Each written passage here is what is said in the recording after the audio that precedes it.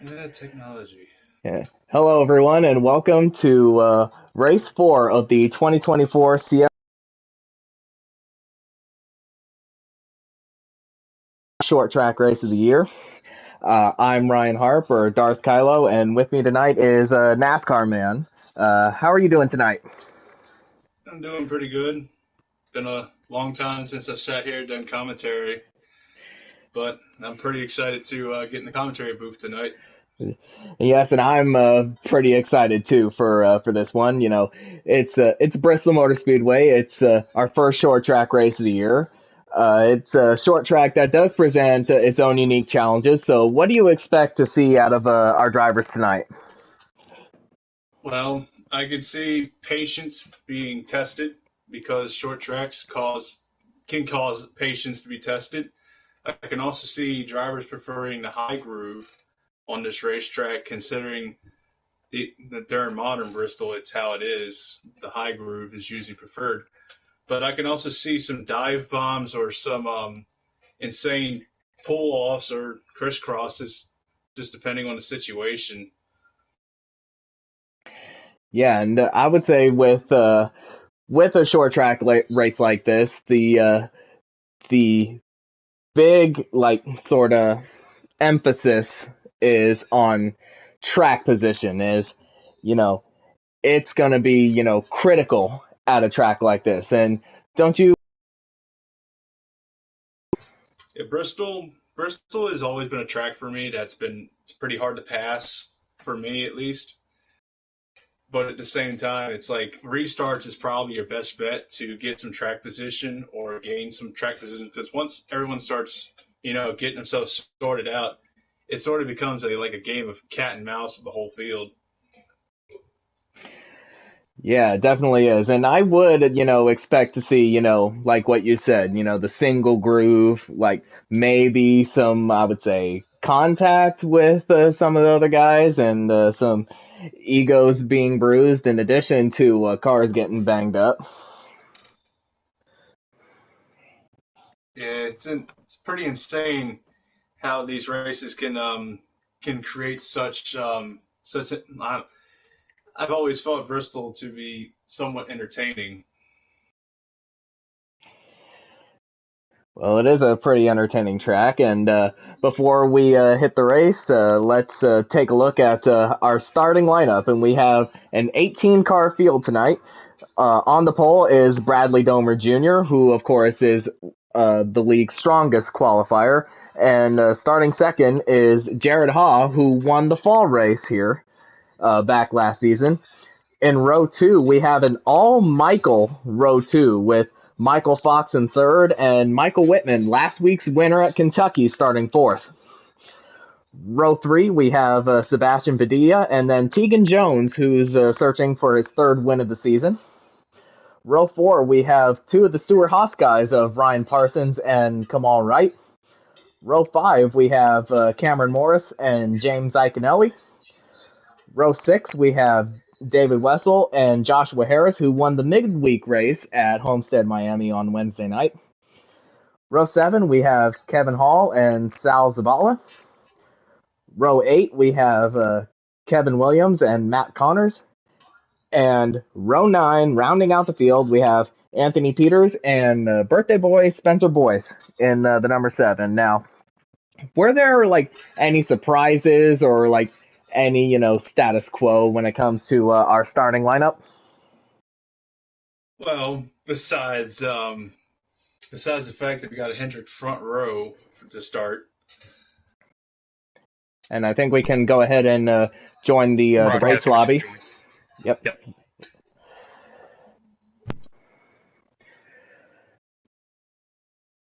So that we can join the session now. Yep. So yeah, you can go ahead and continue with your point if you want to while we are joining in. I'm looking at the list here, and all four Hendrick cars are in the top 10 regarding starting positions.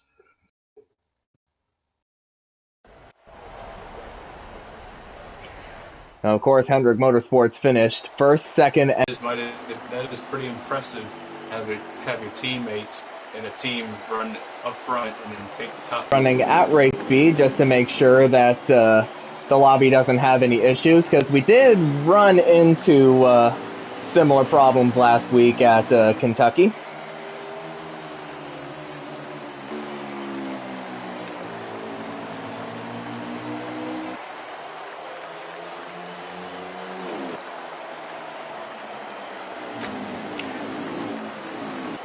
And it looks like they are actually going green, so we are underway at Kentucky. 48 leads them out of the corner. The 88 is falling close behind.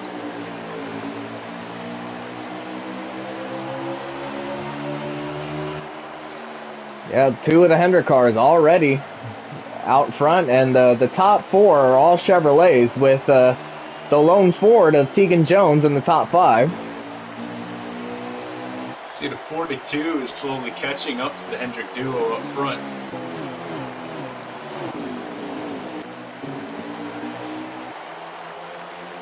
Yeah, and that is the 42 of Michael Fox.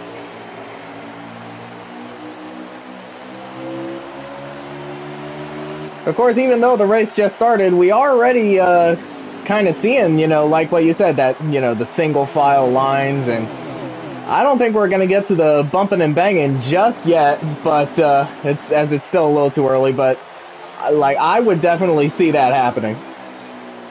Yeah, I would see it happening in the later stages of the race. I would say probably the early stages of this race is probably going to consist of drivers trying to figure out what they got in their cars and what they can do to steadily improve it, so they can have a chance to try those kinds of moves where they bump somebody or they try to outrun them. But for now, I think they're just trying to figure out what they got under the hood and what the car can handle for now. Yep, exactly. Yeah, as of right now, everybody is trying to settle themselves in and get used to the car and get used to the racetrack.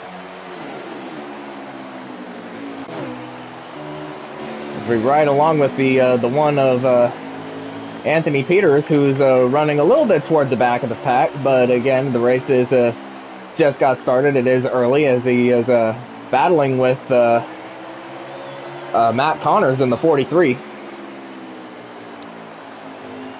It's starting to look like the 9 of Whitman is probably going to pass on Michael Fox here in a couple corners, because he's steadily gaining on him with every turn.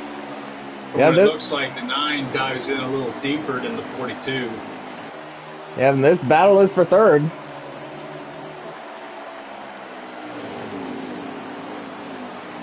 It looks like Whitman stays in line. He's probably still thinking about trying to make that move, but he doesn't want to make it just yet. Whoa, looks like a little contact between the 2 Hendrick cars up front. Yeah, the battle for the lead between the 2 Hendrick teammates of Bradley Domer Jr. and Jared Hoff.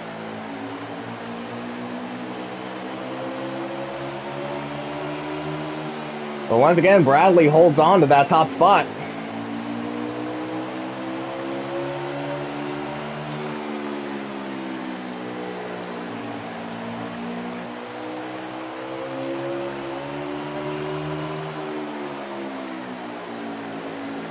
So yeah, as of right now, we have pretty much a pack of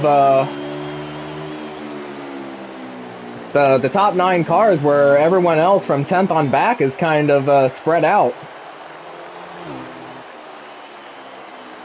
Yeah, this major pack, I think this actually contains looks like the top 10 drivers all in one pack, and then everyone else is just spread out.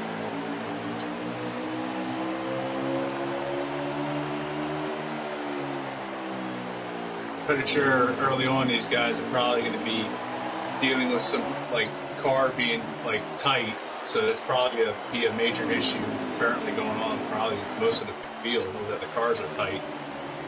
Yeah, and for some of them, the cars might actually be a little too loose on the longer runs, as Jared's trying to make the move on his teammate Bradley Domer Jr.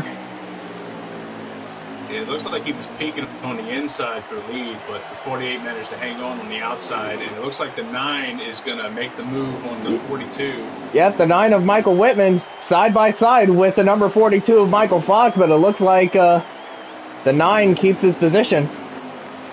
But he's trying to, once again, a Abbasi. little contact between the 9 and the 42. Even more contact with the 4 Tegan Jones involved. It looked like Fox bounced off the wall, and then he bounced it into Whitman. And then it started a domino effect, as now we have a move between the 88 and the 48. Looks like the 88 might actually take it. The 48 side by side down the backstretch of Bradley into the wall. The 9. The 9 looked like he was going to take a 3 wide, but he didn't want to push the issue. But yeah, and Jared Hall takes the lead, but now he's under attack from Michael Whitman. And Tegan gets around Bradley. The 48 lost 3 positions within 2 laps. Yeah, started on the pole and led for a good chunk of the early stages of the race, and now he's dropped back to almost outside the top 5. He's got to try to get it back together and try to stay in line for the time being. That, or he might try to slowly get back up to front as the 88 continues to lead this field around the racetrack. It looks like the 9 is slowly gaining on the 88 on the corner entry, but the 88 pulls away on the exit.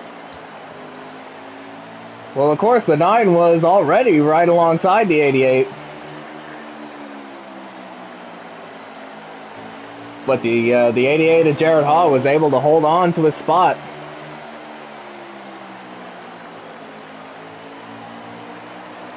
And of course, Jared Hall, he won the fall playoff race here in 2023. So I'm guessing he's looking to make it 2 in a row here at Bristol. That'd be a pretty nice thing to have, 2 in a row here at the same racetrack. Now, of course, in that fall race during the playoffs last season, he was driving for Stuart Haas, but now he has switched allegiances and now driving for Hendrick. And as I say that, his teammate, the 9 of Michael Whitman, is under attack from his former boss, the 4 of Tegan Jones. Yeah, it looks like the 4 maybe kissed the wall a little bit a lap ago, but it doesn't seem like it affected him much. And a little bit further back, from 5th on back, it's Ryan Parsons might have gotten into the wall a little bit, stacked up the rest of the field behind him, but it looks like everyone keeps their momentum.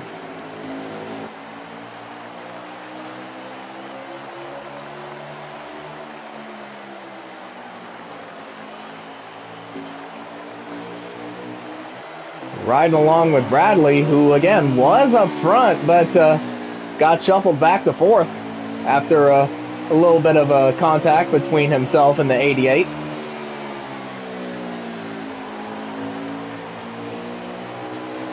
Oh man, the 2's around. The 2 of Cameron Morris probably lost it coming off of turn 2 and hit the inside wall. It's a 1-car incident, so he stayed green, and now it looks like he's on the verge of going a lap down. I think I just saw the 37 pound the wall a little bit.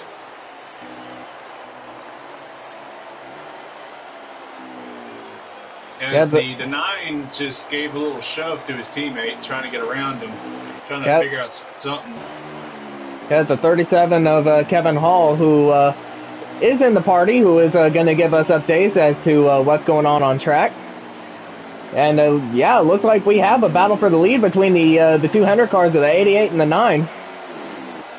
But they better be careful, because if they do something very drastic that slows them both down, that gives that 4 car a chance to pass them both.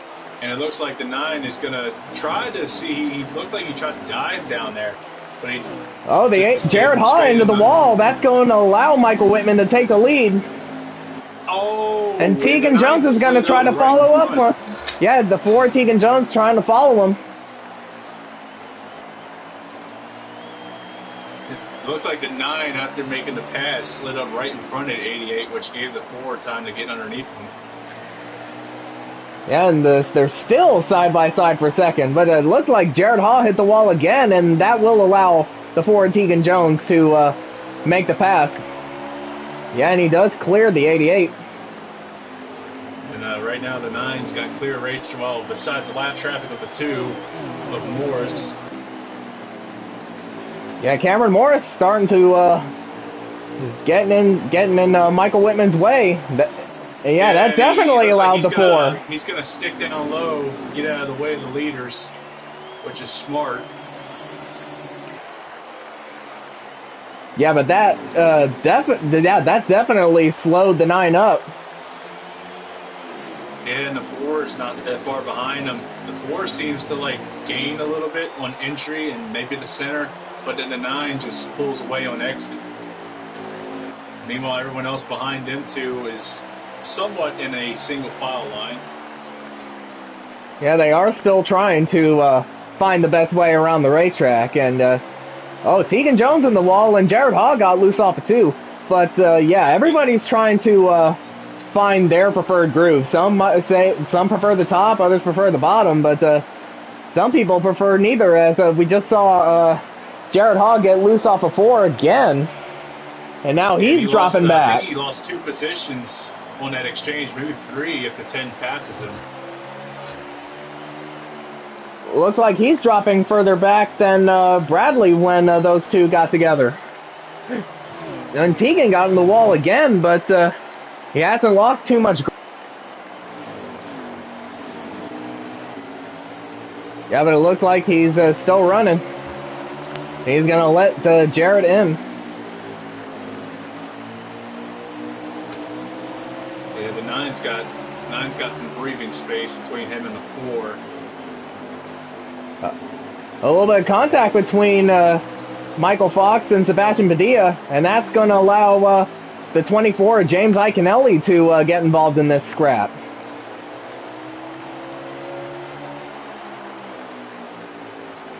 And the 24 clears the 42. And we got a battle between teammates, the 14 and the 10. Yeah, the riding along with Jared Haw, this is the battle for 4th. But it looks like they're catching up to Bradley, and it'll become a battle for 3rd. Looks like they might make a move on that 48 and then try to catch up with. Oh, we got one car around on the inside of the track coming into turn 1, and it's the 41 of David Wessel. Yeah, I'd seen that he was on the apron as the leaders went by. I assume something probably happened. Probably got loose off the exit. Yeah, in a track like Bristol, it is very easy to get loose. And as I say that, Tegan Jones got loose off of 4, and he hit the inside wall. Oh, and that cost him a couple spots. He's getting passed by his 2 Stuart Haas teammates, and he's probably going to get passed by, I believe that's the 88. Yeah, that is the 88 of Jared Haw. The 88 is slowly getting to him. Yeah, and that dropped him back to 5th. And now the 14 underneath the 48, they make contact. Still making contact. Yeah, this is the battle for 2nd. It is heating up. Looks like the 14. Oh, he looked like he backed off a little bit, so he didn't get into the 48. Probably aborted the move, and he's dropping back to regain his composure and try it again. But all the while, the 9 of Michael Whitman has pulled clear away from the rest of the field. I think he has about a 1-turn, almost full straightaway gap over 2nd place, Bradley Domer Jr. Yeah, these guys battling each other just gives the 9 more and more, breathing space between him and 2nd place. The more they battle each other, the more that the 9's going to pull away with this thing. And I think Tegan Jones getting loose off of 4 might have helped that as well. 14 is still trying to get underneath that 48, but it seems that he just can't seem to get there.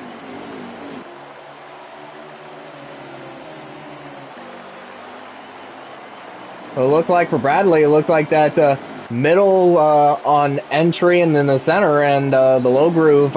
Like enters somewhere in the middle of the corner and then slowly gets to the bottom and then drifts back up. The 14 looks like he just tries to get it down there, but looks like he's either not sticking or he's just having trouble keeping it down there. Yeah, and Ryan Parsons is looking like he's sticking to the bottom groove the entire way around.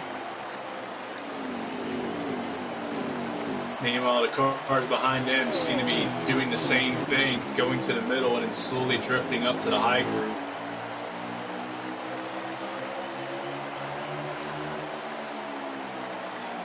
Yeah, now Bradley's working the high groove and sort of diamonding the corner and getting the lower groove on exit. Here comes the 14 again. The 14 looked like he tried to give him the bumper, it looked like. And this is the battle for second, and now with Bradley and Parsons battling each other, that's going to allow Ryan's teammates, the 4 Tegan Jones and the 10 of Kamal Wright, to get involved in this battle. And it looks like Tegan Jones is making a move for third. Looks like he's definitely going to do that, but here comes the 14 again. And it looks like the 4 might actually get him this time. Maybe not. It looked like Parsons hit the wall a little bit. Oh, and Tegan Jones way down. Stage over. The stage is over. And Michael Whitman takes the stage win. And Bradley Domer Jr., his teammate, hangs on to second. Followed by 3 Stewart Haas cars, taking third, fourth, and fifth. And pit road is open, and everybody's coming in. I mean, considering the fact that he probably got to make some adjustments, I'm pretty sure everyone was planning on coming in after the stage was over. We'll have to see what these adjustments do to these guys and see if it helps them in this race.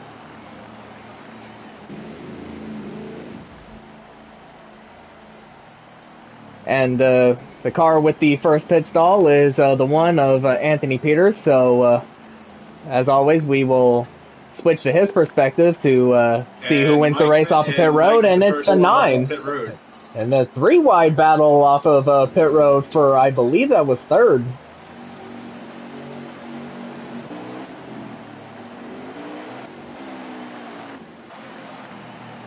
And it looks like it's Ryan Parsons has third. Now we'll have to see what these adjustments do for these guys. If these adjustments will give these guys the edge they need to make moves to get to the front.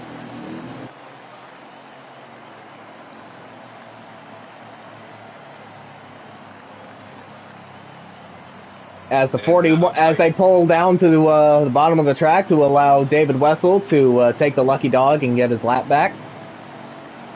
That puts him back in the lead lap, I believe. I believe it does.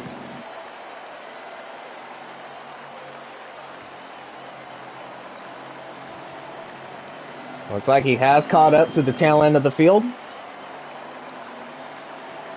And we will be going to restart.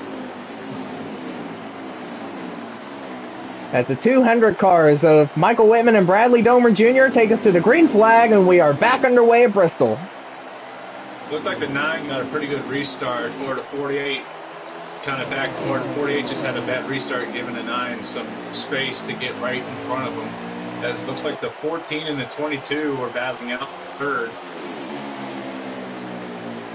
Or it could be a mix of both. Whitman got a good restart, and Bradley let him in.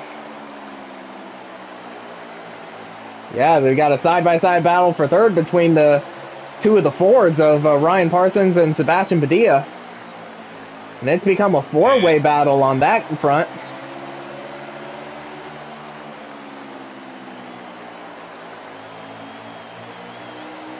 There's a cluster in the back from the 42 on back. There's a cluster there, and it looks like cars are going both on the inside and the outside in the turns. Yeah, we got a battle behind Jared Haw between the 43 and the 12. It looks like the 12, but Joshua Harris holds on.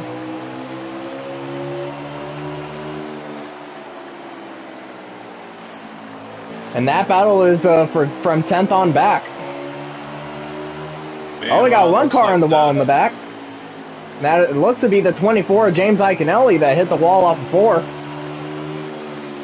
Another car got loose there. Yeah, the one of Anthony Peters got loose off of turn 2.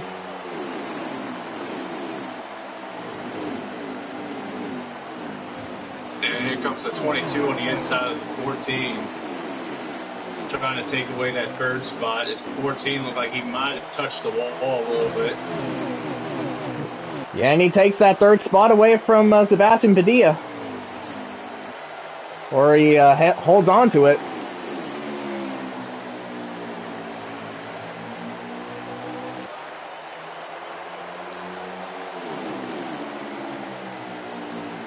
It looks like the 4 with Tegan Jones is slowly trying to figure his way around and probably try to get some spots back and try to get back in the hunt for the lead.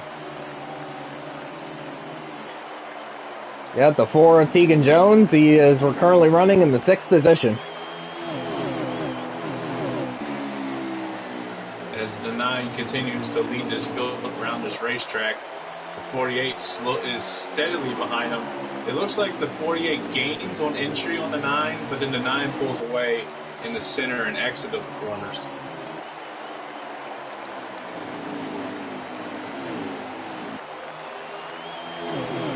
Yeah, and as of right now, the 48 is under attack from the 14, and the 14 is under attack from the 22.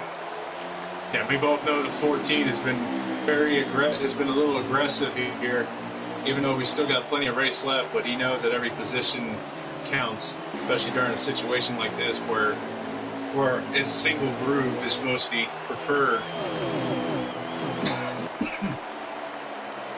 Yes, the single groove is the preferred way. As the 22 Sebastian Padilla tried to take a look on the 14. Looked like he almost gave him the bumper off of turn 4. As the 48 is gained right up to the 9's bumper. Oh, the 14 Orion Parsons in the wall.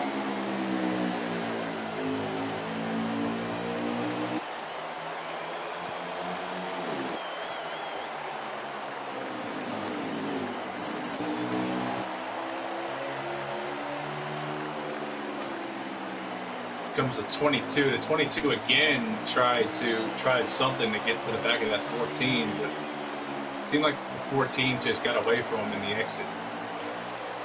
Yeah, and the 9 is starting to gain a little bit on the 48, but now it's looking like the 48 is gaining on the 9. 9 on entry, but the 9 just pulls away on exit. Oh, the 22 got in the wall a little bit. Yeah, it looks like the 10 is trying to make that pass, trying to take that spot away from the 22. Yeah, and Sebastian Padilla got in the wall again off of 2. They got a side-by-side battle for 4th. Looked like he got in the wall again off of exit. Yeah, and even further in the back, the 4 Tegan Jones made his move on the 88, so now he's running 5th. Now he's got to try to pass his teammate in the 10. Or 6th place, my apologies. Looks like we've got 2 packs here. We got this pack, which I believe that is the top 7.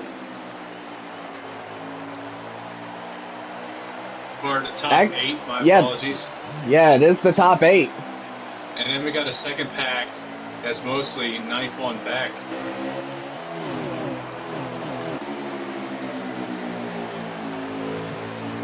Yeah, we got one Michael at the front of the train and the other Michael in the back of it. The M&M show. Well, I wouldn't really consider it the M&M show unless both Michael Whitman and Michael Fox are running 1st and 2nd. Good point. Who would it? Well, Detroit. I was about to say a 3-way, but I just remembered I'm not in this race. Oh, it would be pretty funny if it was a 3-way between yourself, Michael Whitman, and Michael Fox. I don't think it would work out. Well, you never know. It just might.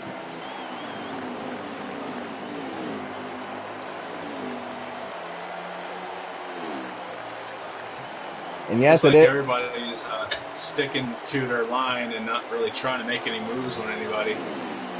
Either that or just trying to hang on to their cars, as we saw the 22 of Sebastian Badia get a little loose off of 2. As the 9 of Whitman continues to lead this thing. So far, he's been pretty dominant in this race ever since he took the lead.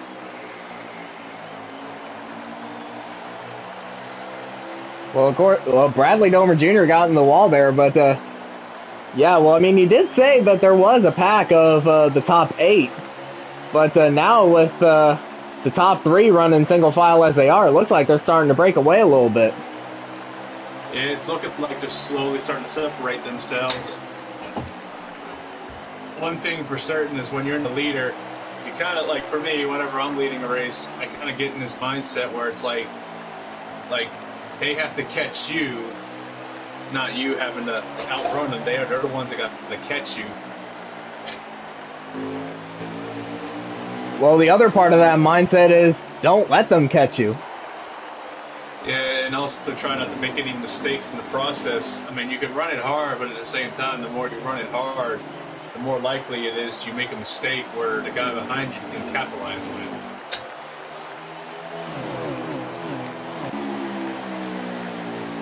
Yeah, especially at a short track. Yeah, especially at a track like this where, you know, it is a short track. Everybody's like all up on each other. Yeah, there's bound to be some mistakes. Oh, we got a caution on the racetrack. Caution on the racetrack, and it looks like something happened in the back. Oh, the 37 of Kevin Hall got around. Yeah, the 37's around, and I think that's turn 4. No, that is turn 1 and 2. Oh, and there's some contact. It looked like there was some contact. Yeah, even more contact slowing down between the 22 of Sebastian Badia and the 10 of Kamal Wright. And it looked like the 37 and the 12 of Joshua Harris might have caused that caution in the back.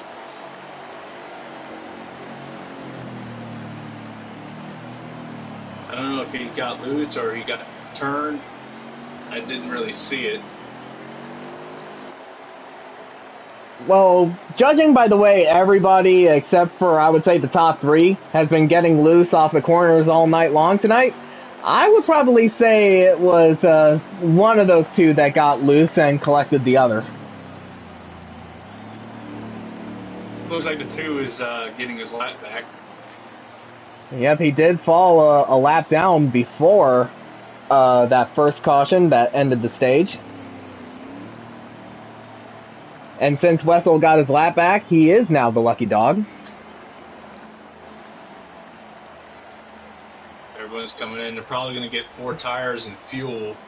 Maybe some adjustments if needed. And for some, repairing some damage. And it looks like the 9 will beat the 48 out. Just barely beats him out. And the 10 will beat the 22 out, like just barely. And the 14 is right there in third again. Cause of the caution was Harris getting loose in front of the backpack and wrecking. Well, thank you, Cameron. And yeah, I kind of called it there. It was, you know, somebody getting loose in the back of the pack. Yeah, when you get loose in the back and you spin and you got cars behind you, there's a chance where another car gets collected.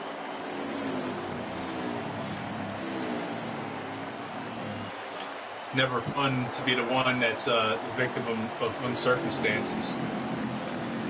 And now let's re-rack them and try it again.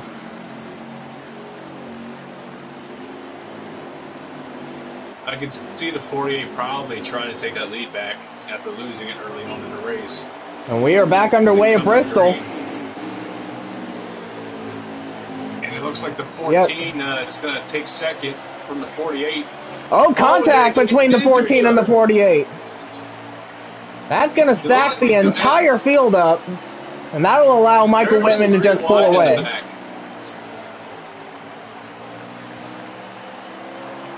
Looks like the 9's Oh, gonna even pull more his- contact between the more 48 and the contact between 14. the 14. I don't know if these guys are just going at it, but they are going at it like tooth and nail. Yeah, we still have, and we're not even halfway yet. I wouldn't be surprised if there's some tempers already flaring. Now, poor Looks like Deacon the Jones might have 4. gotten loose off of 4 in that, and contact between he and his teammate, the 10 will come all right. Now he's gonna. But he took Now the he's up to spot. 4th. Oh, there's a jam up. There's someone's in the wall in the back. And it looks like it is the 37 of Kevin Hall.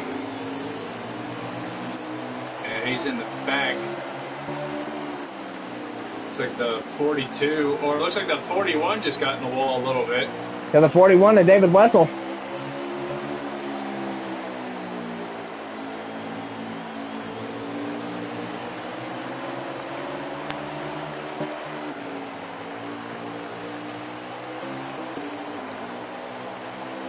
All the while toward the back of the pack, there's still, now there's still a bit of a hornet's nest in the back.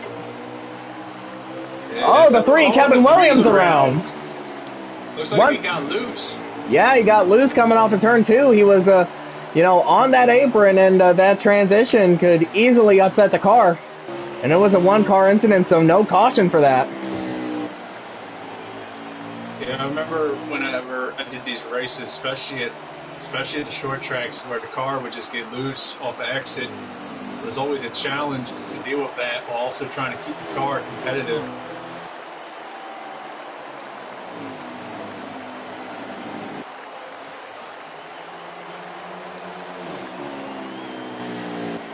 And it looks like things have calmed down between everybody in the field, at least for now. For now, at least. It looks like the 9 has got a pretty comfortable lead, somewhat of a comfortable lead on the 48.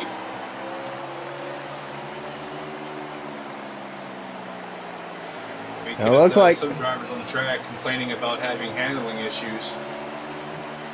Looks like I believe we have a battle for 6 between the 88 of Jared Haw and the 22 Sebastian Padilla. And it was almost a spot after the 22 got loose. Yeah, the 22 got loose off of 2, and now he's lost even more spots. Under attack from the 41 of David Wessel, and almost under attack from the 24 James Iconelli.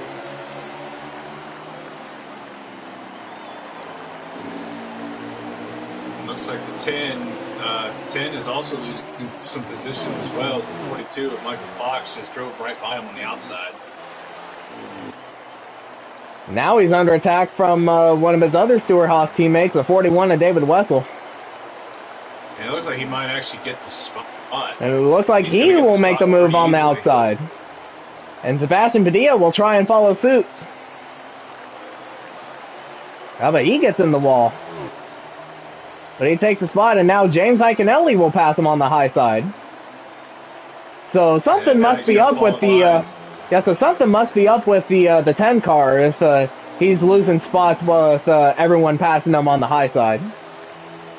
His setup or whatever he's got going in the car probably just doesn't like the bottom of the racetrack. As the 22 looks like he lost the spot to the 41.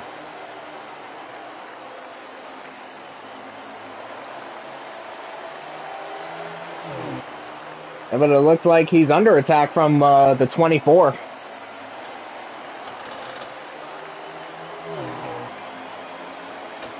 Now, of course, last week at Kentucky, Kamal Wright in the 10 pretty much had like one of, if not the most dominant car at Kentucky.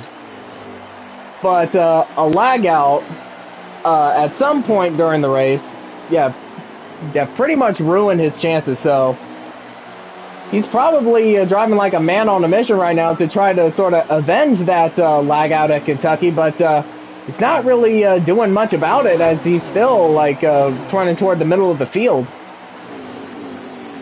Losing a race by a lag out is the worst way to go. And when something like that happens to you, it kind of makes you question what would have happened if it didn't happen. Like, it makes you wonder what could have happened if it didn't occur, if you could have actually pulled it off. Kind of makes you question a lot of things afterwards. Yeah, and he was probably thinking the same thing after that Kentucky race last week.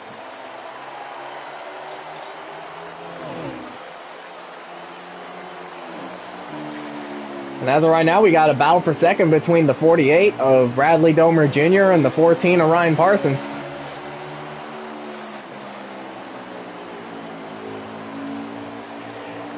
Might have gotten to the bumper there a little bit.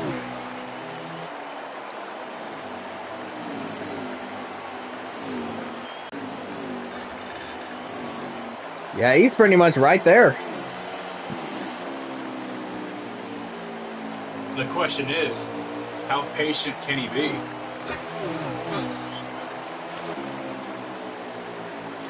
As this top cars are pulling away from everybody else on the racetrack.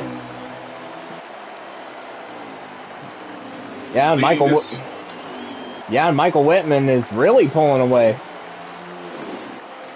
Oh, now we got the Ford Tegan Jones on the inside of his teammate Ryan Parsons, and they're almost 3 wide for second. The 48 and the 14 in the wall. Contact between the 4 and the 48. Oh, and the 48 hits the wall again. 48 into the wall. They're still side by side for second. They are rubbing it. They are rubbing, touching. Better be careful because doing that isn't going to help the race car. Well, even more contact. Bradley in the wall again. They're still side by side as they're coming off of turn 2. It looks like the four slowly just drifts up into the 48. Oh, Bradley into the wall, and that will allow Tegan to clear him. And now he's under attack from the 14 of Ryan Parsons. Parsons looking underneath the 48, and the 48 closed the door. It looked like on him. The 14's not giving up. And the 48 clears him. That 14 is closing in rather quickly.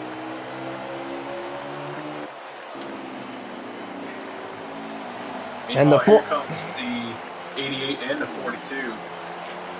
Now looking at the Ford Tegan Jones, like after Kamal's lag out last week at Kentucky, he was the car to beat. But a series of cautions basically forced his hand, and a series of jostles on the restart forced him back to somewhere outside the top 5, and because of that, that's pretty much what allowed Michael Whitman to win that race.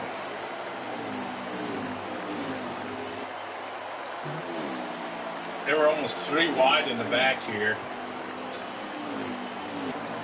Looks like the 10 is trying to get by the 43. And the 41 hits the wall as the 43 is right up on his bumper. Yeah, the 10 of Kamal Wright. Oh, David Westwell in the wall. And the 43 takes a spot. It looks like the 10 and it looks like he got loose. Yeah, it looked like after he hit the wall, Westwell got loose off of turn 4. And Here that allowed the 10 to take over. The 1 of Anthony Peters.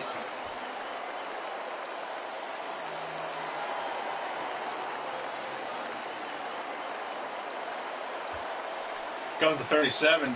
He just dove it in there. And it looks like he somewhat got it to stick. Yeah, but the 13 of Sal Zavala holds on to it. Oh, a little bit of contact between the 41 and the 12. That looked like it was pretty heavy contact. I think Wessel might have hit the wall off of 4.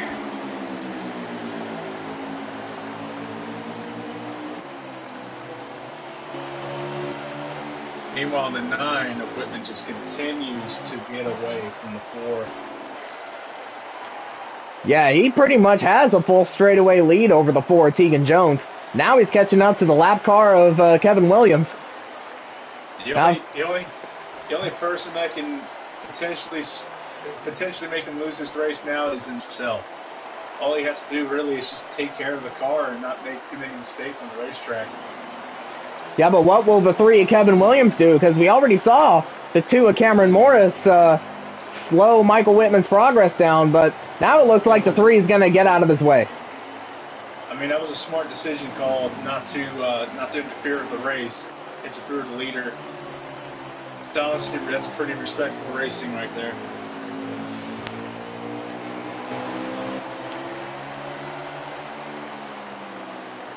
Yeah, of course, we do see, a lot of these guys beating and banging on each other, and level of respect between a lot of these guys. That was one thing I always wanted to get from everybody was respect. And sometimes I get the respect, sometimes I didn't. But things change over time, and eventually you just get to respect everybody on the racetrack. Yeah, but sometimes you come to a track like Bristol, and oftentimes that respect gets thrown right out the window. Oh! The 48 hit the wall pretty hard as the 14 takes his position.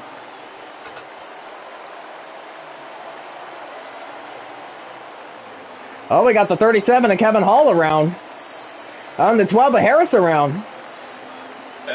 41's also in the pits. And the 41 of David Wessel in the pits.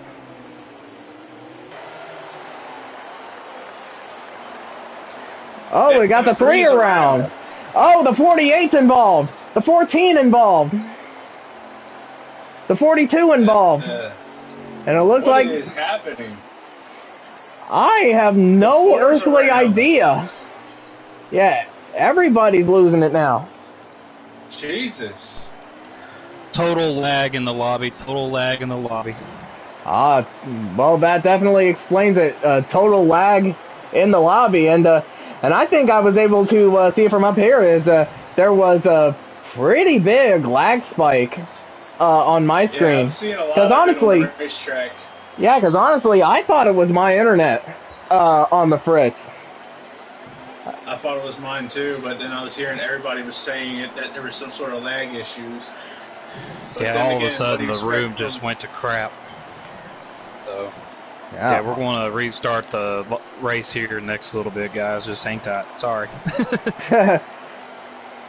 Well, congratulations, Motorsport Games. Is another reason why everybody hates you. Yeah.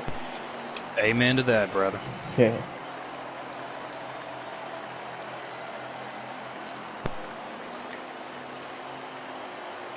Honestly, that's kind of the main reason why I stopped racing with this game, because of the issues with its network. Yeah, that is totally understandable as to why you would choose not to race in conditions like these. At this point, 37 just cleared that, almost tried to clear out the 9. Yeah, at this point, and he does.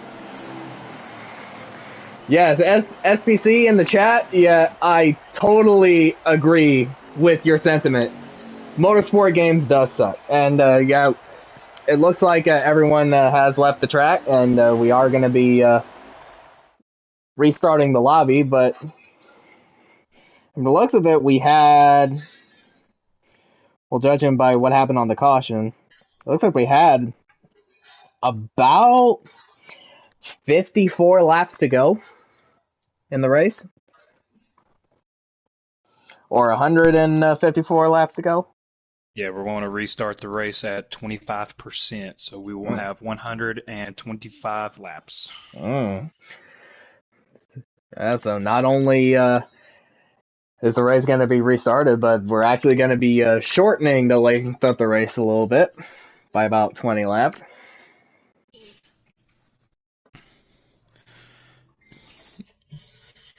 It's unfortunately that these problems can occur.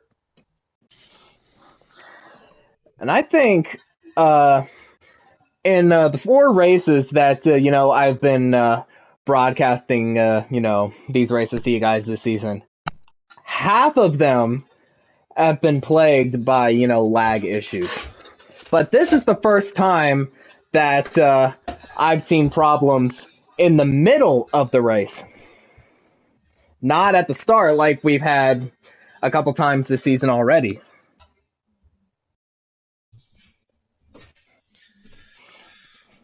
Yeah, I've seen pretty bad issues with lobbies, especially with this game. Like, it seems that ever since, Motorsport Games got the thing for this game, the lobbies have just gotten worse in quality.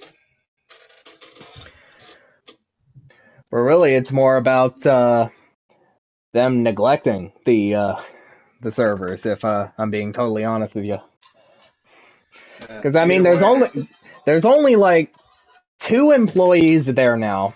They're trying to get a Le Mans game out, I believe sometime within the next month, I think. But I guarantee you that'll... Honestly, I'm asking myself the same thing. And I think we can go ahead and join the others. Broadcasters can join.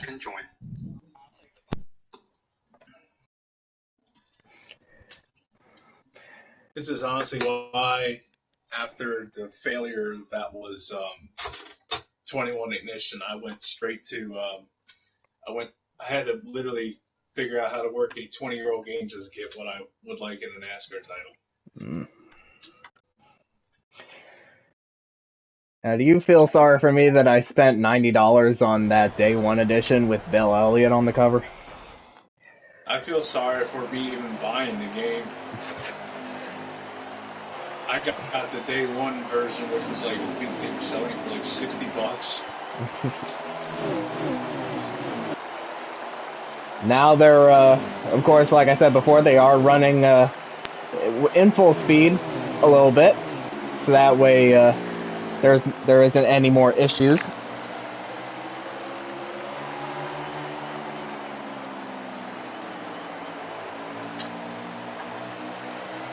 As looks like the 4 is taking the lead.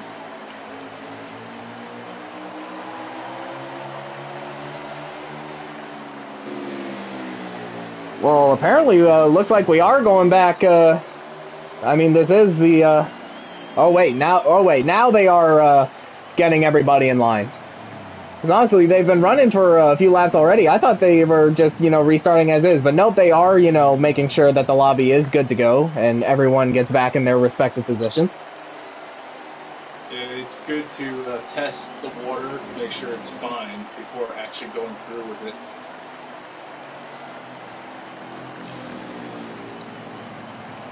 So we're coming to 121 laps to go, and I think it'll be 120 by the time we get back going.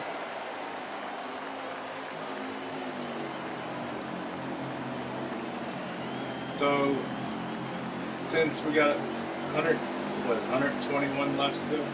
Yeah, so right now, 121 laps to go.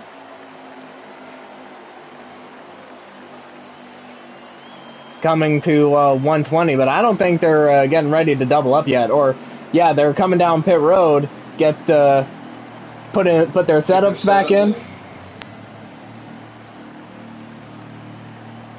Yeah, get their setups in, get 4 tires and fuel. So that way we can just basically, restart it with... It looks like it will be 119 or 118 laps to go before we get back green.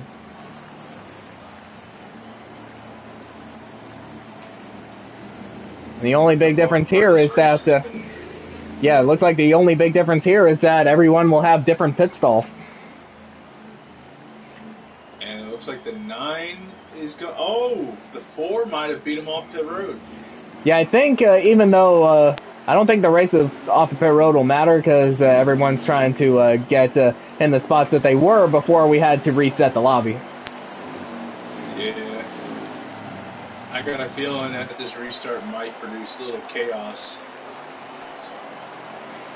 Yeah, especially for Mike Man, since, he had a big lead before that, the lobby went to crap as we're back underway. The 9 just pulls it on him, but here comes the 4 on the high side. Yeah, but he clears the 4. Yeah, but Tegan Jones is still right on his back bumper. They're 2 by 2 behind him.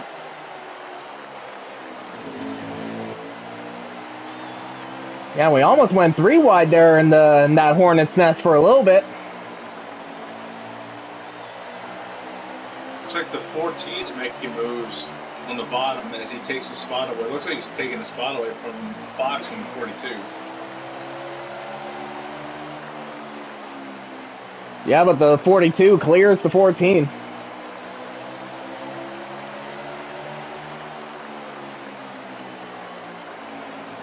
Yeah, but I bet Michael Whitman's got to be thinking, you know, I had such a big lead over my teammate and Tegan Jones, but now the lobby's gone to crap, and now I have to defend all over again. It is never fun when you have a big advantage, and then a caution comes out, and then you have to fight all over again and try to get that advantage back. Yeah, but so far he is still holding strong in third, in the lead. My apologies. It looks like we got some battles in contact there in the back between the 1 of Anthony Peters and the 13 of Sal Zavala.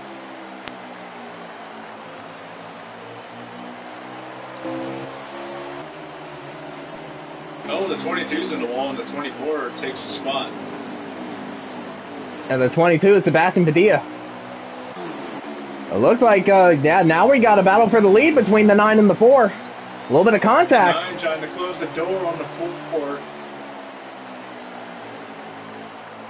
They're side by side coming out of turn 4. Oh, Tegan might have gotten a little loose. Yeah, the 4 Tegan Jones got a little bit loose coming off of turn 2. That's going to allow the 88 of Jared Haw to take second away. And he's going to put Bradley into the wall. And that's going to allow a bit of a stack up from 4th on back.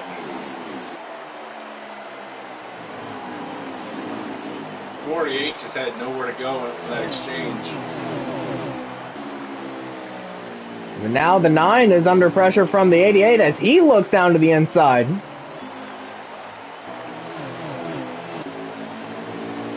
Everyone looks to be keeping a single file for the most part. We got 110 laps to go. Now, of course, 110 laps does sound like a lot, but when you're running at a short track like Bristol, 110 laps goes by like no time flat at all. It flies. It really does.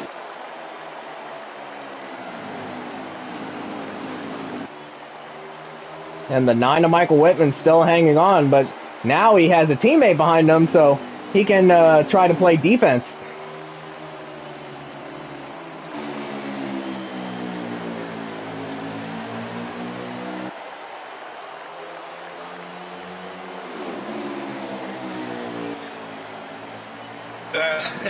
We got another battle in the back. I feel bad for the 9. I kind of do feel bad for him. Yeah, as we got a battle for what looks to be 8th place between the 24 of James Iconelli, the 37 of Kevin Hall, and the 22 of Sebastian Padilla.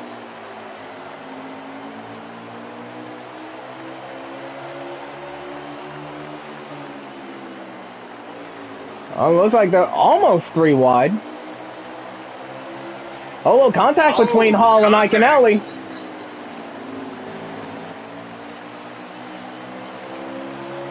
There was contact between the 37 and 22 and probably the 24.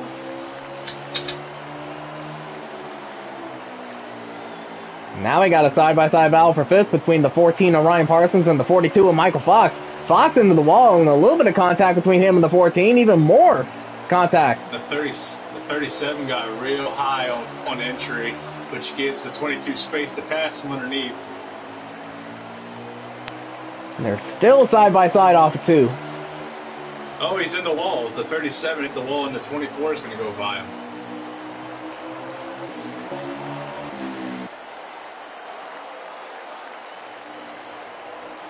Meanwhile, this battle for lead 4th is heating up rather quickly. 14 underneath the 42. Oh, even more contact. Contact with the wall for the 42, bounced him into the 14, and the 10 just drove into it.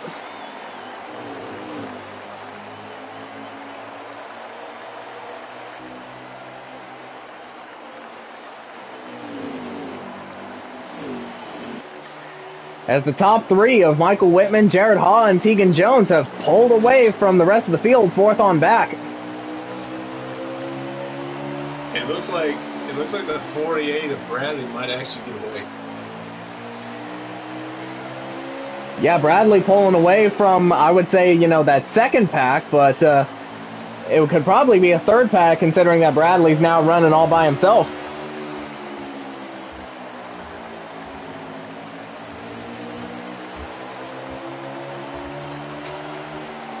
And the 88. The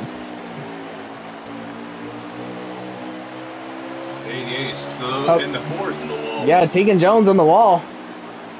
And the 88 all over the back bumper.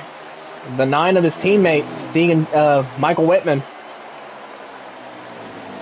Looks like the 9 is trying to keep that distance between him, and I think that is the 88 still trying to chase him down. Yep, the 88 of Jared Haw, running in second. The guys that qualified 1 and 2 going, not 1 and 2, but yeah, 2 of the Hendrick cars that qualified in the top 10. And the 4 is right there in case something happens with them both.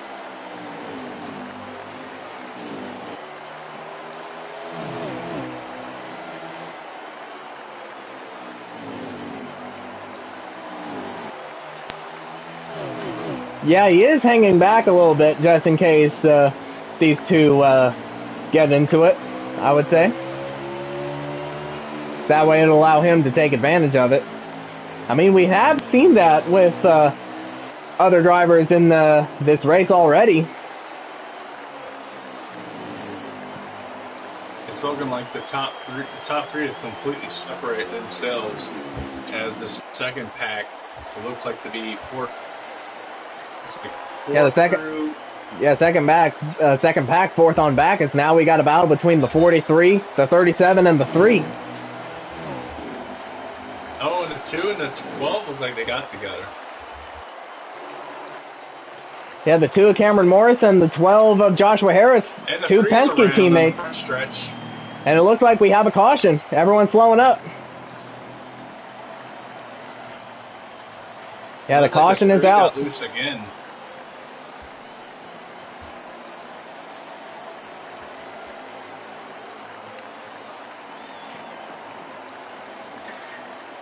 I bet you that's something Michael Whitman didn't want to see. Another caution, which means another restart.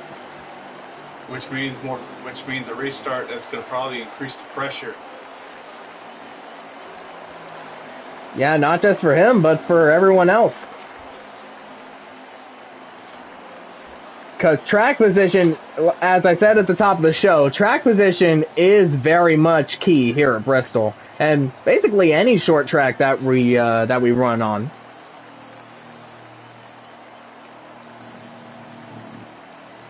And looks like everybody came into pit road. Yep, everybody has come onto pit road.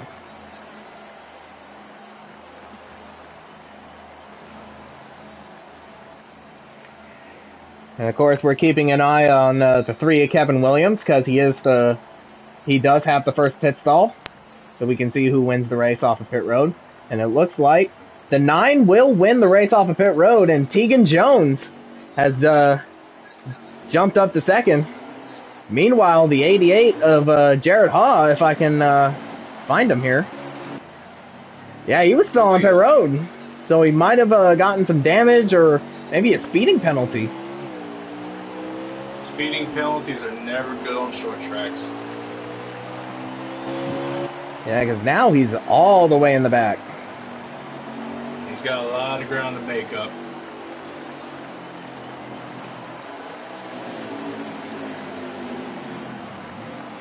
And of course, Jared Haw, who won the last race here. And now he's going to have some trouble trying to make it 2 in a row. Looks like they're going to take it green.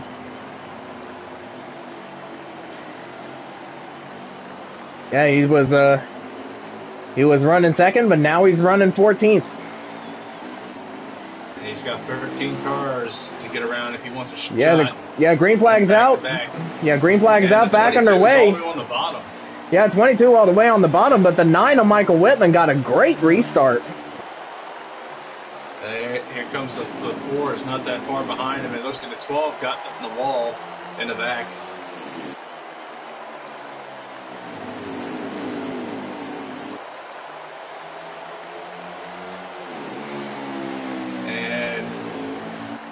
Looks like the 14 is trying to work on the 48 again, trying to take that spot away from the lead. That's about third between them two. Yeah, it is about the third. A little bit of contact between the 48 and the 14. And these two have been the main fight of the night. Yeah, Bradley and Ryan, they can't really get away from one another. The real question is who can outrun who. Yeah, but meanwhile, the 9 of Michael Whitman is outrunning everyone. But Tegan Jones might have something to say about that little contact. Michael Whitman in the wall, that's going to allow Tegan Jones to potentially get the lead. And he does. Yeah, but the 9 gave him a little shove. Yeah, but the 9's coming back. And it looks like the 4 will clear him. Retains the lead.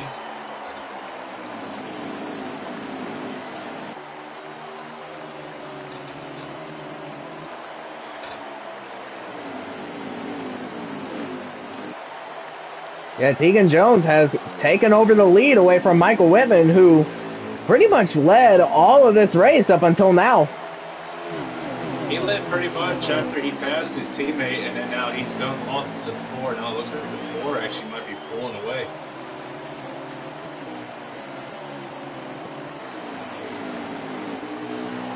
Yeah, the 4 Tegan Jones might be pulling away just a little bit. But the 9's still keeping them honest.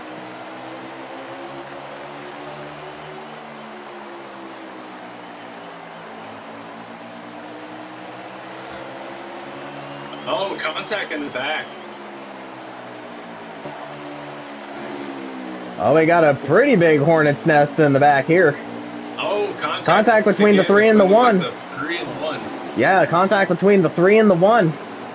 Here comes the 13. Trying to look like he was going to take a 3 wide for a second. He tried it, but he thought better of it. 3 wide at this track is never a good idea.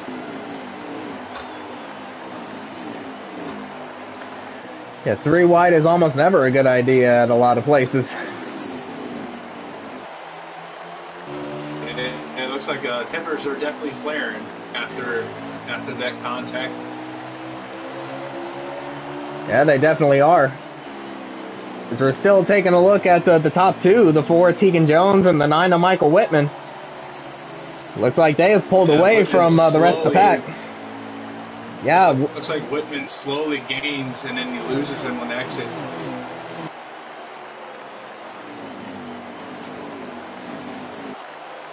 I mean, he's still got Tegan within his sights. Looks like the 10 got loose off an exit there.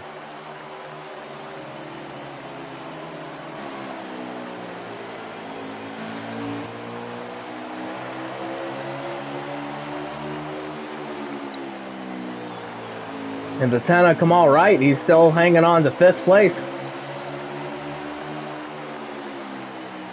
Looks like the 4 is just pulling away from the 9 as the 14 is starting to slowly gain ground on the 9.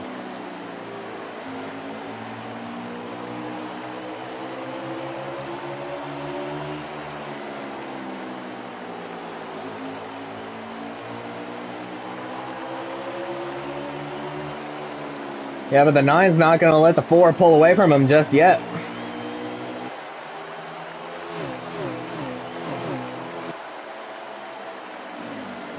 Oh, the 22 just got pinched into the wall by, looked like the 13.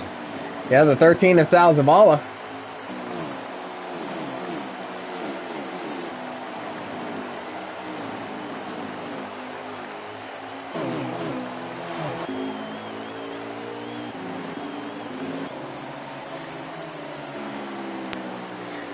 Yeah, but now it's looking like that the 4 is pulling away just a little bit. And now Whitman's going to have to fight for second. He's going to have to really... Either that or hope for a caution and get another restart. Yeah, the one thing that Michael... A restart would get him back to the 4, but what would happen on the restart is the bigger picture. Yeah, the one thing that Whitman has been dreading while he was leading is something that he now needs running in second.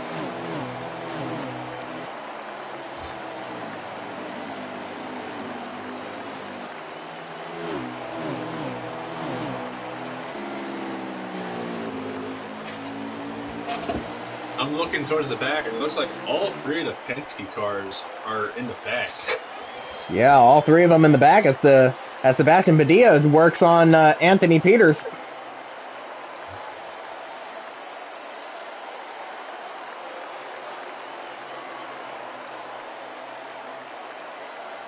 Meanwhile, up front, the 4 continues to lead this race. The 9 looks like he's still losing ground on the 4, as the 14 might be gaining on him a little bit. I think he might have lost a little bit. Meanwhile, it looks like the 10 is... It's 10 right. Looks like he's trying to get by that 48, but it seems like he hasn't been able to get to his quarter panel yet. And it looks like the 48 might be pulling away from him.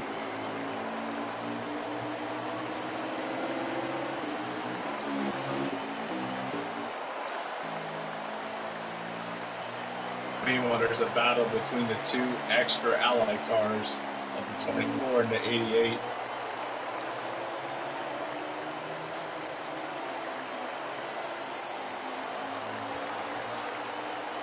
And that would be the battle for 7th. Yeah, but it looks like the 88 has starting to pull away from the 24, James Iconelli. And it looks like the 3 might try to pass the 37, but he can't get there. Oh, but the 3 might try it, though. Yeah, especially if Sal got into the wall there.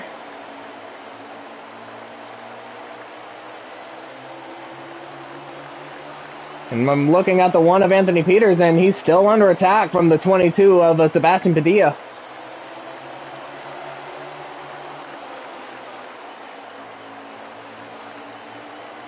And the other 2 Penske cars are battling each other. I've got him on board with the 14, and it looks like he enters the corner, lets off the throttle, and then he steadily gets back into it towards the center and exit of the corner.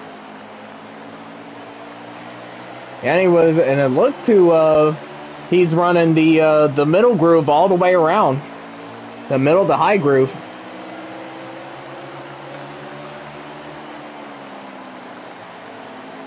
So the 4 drifts up the racetrack on entry, but then gets a good exit coming off the corner. Yeah, Tegan's running the middle groove on entrance in the center. It looks like he dives down to the bottom groove on exit.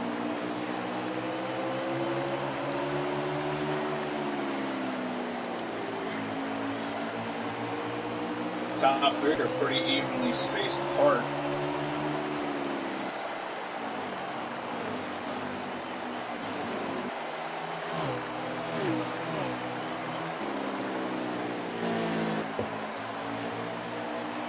Yeah, it looks to be about even between the top 3.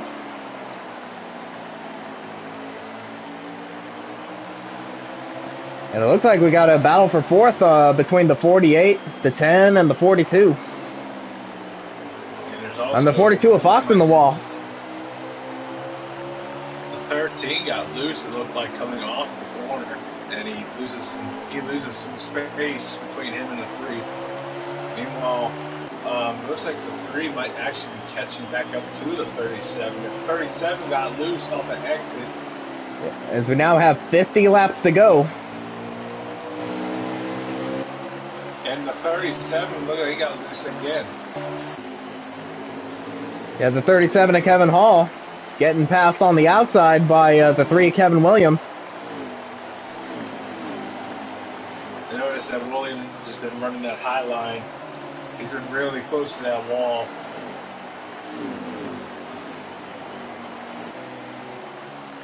Looks like Hall got loose off of 2. And the 3 got in the wall. Oh, Kevin Williams in the wall. And the 3's around. And it collects the 1, and I believe that's caution's out. Look out. Oh, Tegan Jones almost hit him. 22 is on the apron. Yeah, Sebastian Padilla on the apron. Well, one thing to expect for sure is that everybody's going to be coming in to get fresh tires and fuel. Yep, caution is out. Well, that was almost a disaster for the top 2. That could have potentially ruined their day, that's for sure. But if there was contact, luckily there wasn't. Yep, everyone is coming in. Get those fresh tires on, get some grip.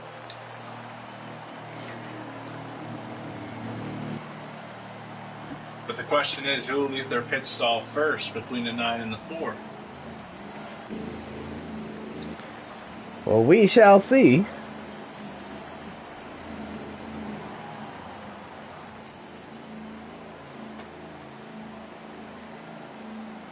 Looks like the 9 left to stall first.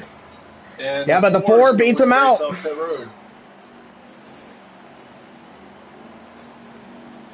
The top 3 never changed as the 14 of Parsons is lining up in 3rd behind his teammate.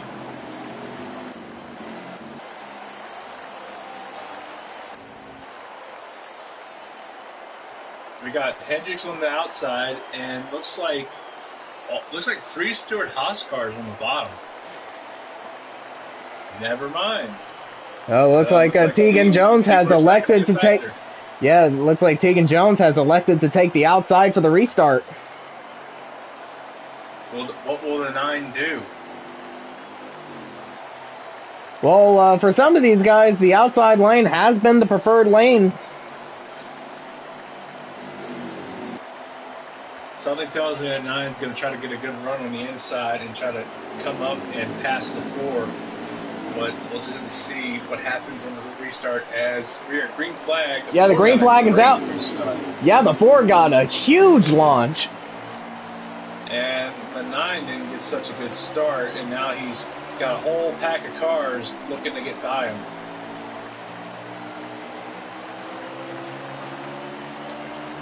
Contact between the 48 and the 14 again.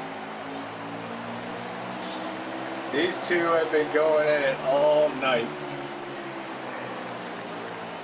And Michael Whitman has broken free from that pack. At this point, you might as well give him boxing gloves and have him fight in the middle of the ring.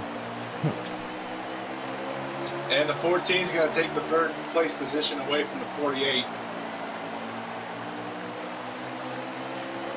Yeah, but he does. So it's Haas, Hendrick, Haas, the top 5. And looks like Fox is in 6th in that 42. As 2 more Hendrick cars look like they settled a score, where I believe that is 7. Yeah, the 88 of Jared Haw and the 24 of James Iaconelli, and it looks like Iaconelli got the best of his teammate there. Definitely a good turn up from starting in the back after that last pit stop, or the one before the last one, having to start in the rear, and he's gained up. He's back to, I believe that is 7th, I believe he's in currently. Yep, he is running in 7th place, and he's working on Michael Fox for 6th. Could have a potential comeback if things go his way.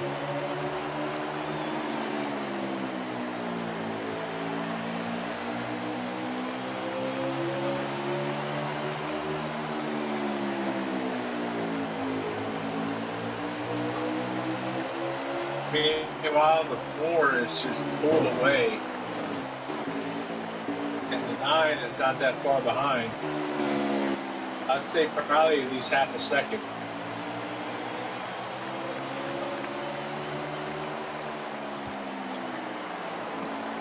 Yeah, roughly half second between the top two. As Parsons will lead the second pack with the 48 right up on his bumper. As they're going to cross the line with 33 laps to go. Just this would usually be the time that where you either need to start kicking in a high gear or you're trying to get the best out of what you can get.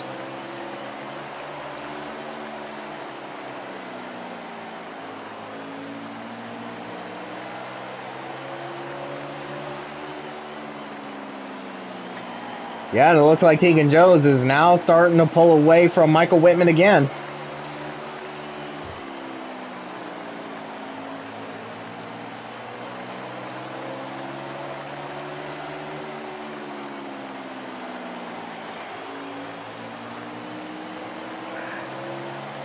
Looks like the 88 is working on the 42, trying to get that bottom lane to work. Looks like he got his teammate, the 24, to help him a little bit. It looks like the 88 has gotten around the 24. And now he's working on Michael Fox for 6th. He might get it.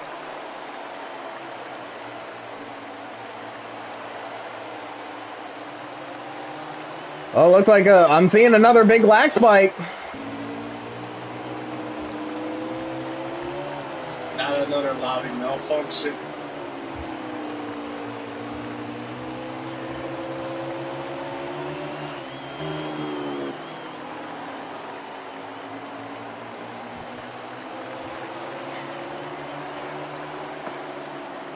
Yeah, but from the looks of Mike's stream, everything still seems to be running just fine. The 22 is way down low on the racetrack. Yeah, the 22, Sebastian Padilla. Might have gotten loose entering turn 3.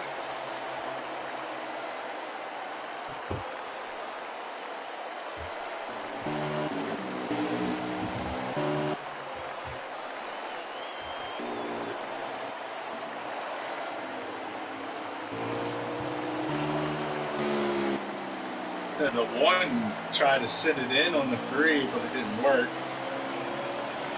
So we now have 24 laps to go.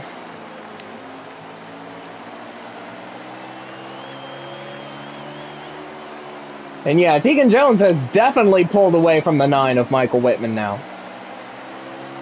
Yeah, the main battle looks like it's going to be for 3rd, 14 of Parsons leading this pack of wild dogs, trying to pass them here.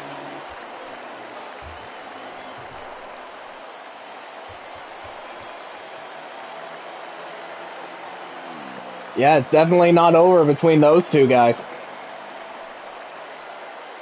This is like coming to the final rounds of a boxing fight.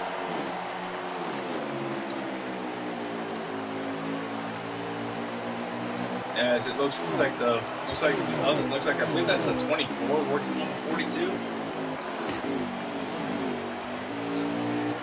Yeah, the 24, James Iaconelli, working on the 42 of Michael Fox.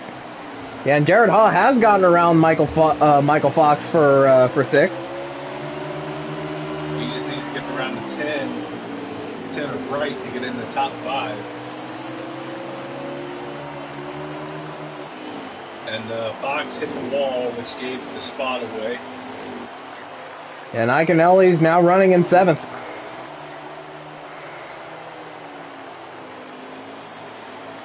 We have 19 laps to go.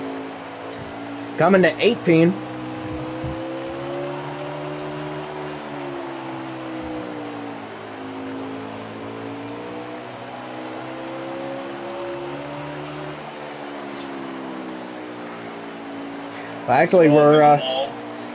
Actually, I believe we now have 16 laps to go at the line.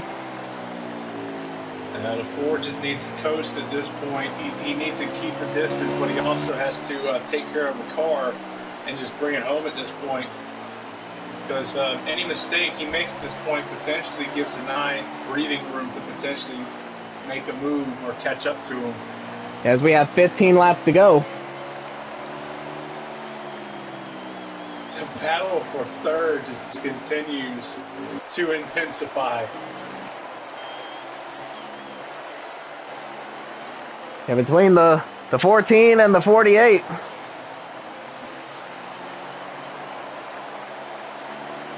The 10 car in the back there is trying to keep the other two Ally cars. Check it. Here comes the 48 underneath the 14. From one of the other Stewart-Haas cars of Kamal Wright. Yeah, but the 48's got some help from his other two teammates of the 48 and the 88. Oh, the 10 in the wall. Oh, looks like the other two Ally cars might try to help their teammate try to get around the 14. Well, they might. Oh, and here comes the 48 underneath the 14. Oh, slide job, and it doesn't work. Slide job. That put Parsons in the wall.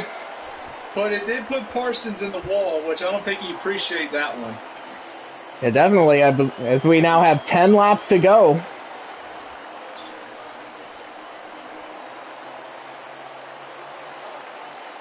And it looks now like we got 14. The 88 working on the 14. But with the 10 on the outside of him. Oh, contact between the 10 and the 88. Now contact between the 88 and the 24. But James Iaconelli was the beneficiary of that. As now he's up in the top 6. The 22 is in pit road. I don't know if he lagged out.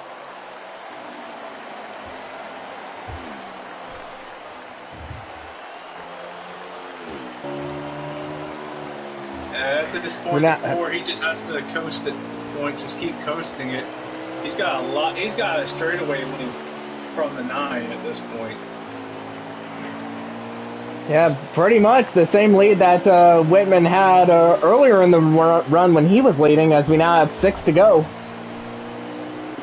And the 14's trying to get back to the bumper with 48, but I don't know if he's burnt out his stuff. As we now have 5 laps to go, that means no more cautions. And now Tegan Jones is coming up on lap. Yeah, Tegan Jones is catching up to lap traffic, but I don't know if they'll be a factor this late in the race. 4 to go. Lap traffic has been respectful and gotten out of the way. I don't think lap traffic's going to really do much in this situation. 10's in the wall.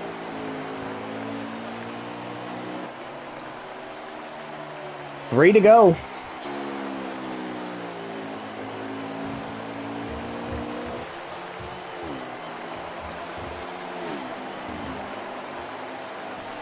It looks like the 4 is catching up to the 2, which would be the first car. He puts a lap down, but I don't think he's too worried about it. Yeah, 2 laps to go. And Tegan Jones won the first 2 races of the season and fell victim to circumstance last week at Kentucky. As they come around to take the white flag. The here comes the Stewart-Haas cars. They're beating and banging. As they take the 14's in the wall. As they take the white flag. 1 lap to go. Oh, there's looks like there was a crash. Well, it looked like there was going to be one. They get it together, but the 14 lost a lot of position. Off of turn 4, Tegan Jones wins at Bristol. And it looks like the 48's going to win the battle for third after late race contact. Tegan Jones' 3rd win of the season, and he has now won 3 of the last 4 races to start the season. My heart breaks for the 9. He was dominant very early on in the race. Looked like he had it in the bag, but after the 4 got around him, he just couldn't catch up to him.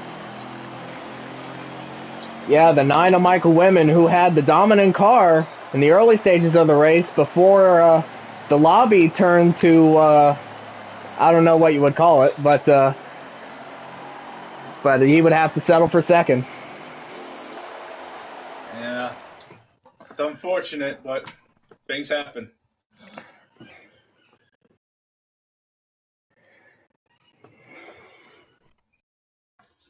But we will go ahead and get our race winner, Tegan Jones, in here for a post-race interviews.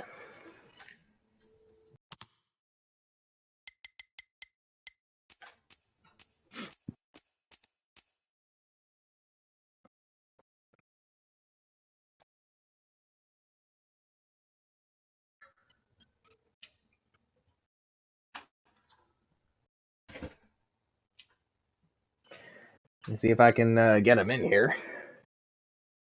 Hopefully, we can sit here and ask some questions to the race winner.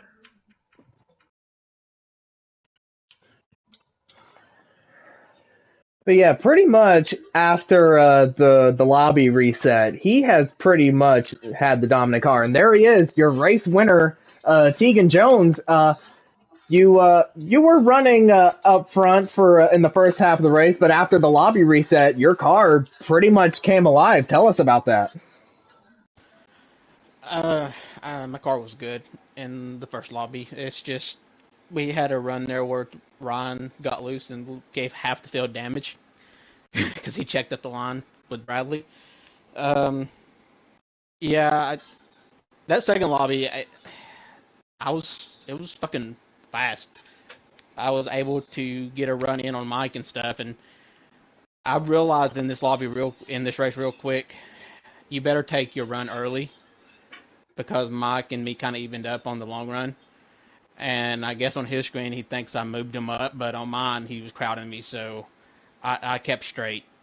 And I'll have to show him that so that he's not too pissed off. But yeah, it's just we kind of turned into a caution fest there in that second lobby, so you kind of had to make adjustments for it to be good on the short run. So to be honest, I probably could have been looser because I was still kind of plowing. So, but it was a good race with Mike and JB when he was up there. Yeah, it was a good race. I mean, I had to fight for this one. I knew this one was going to be a track position race all week, so because it seemed like everybody's gotten even here.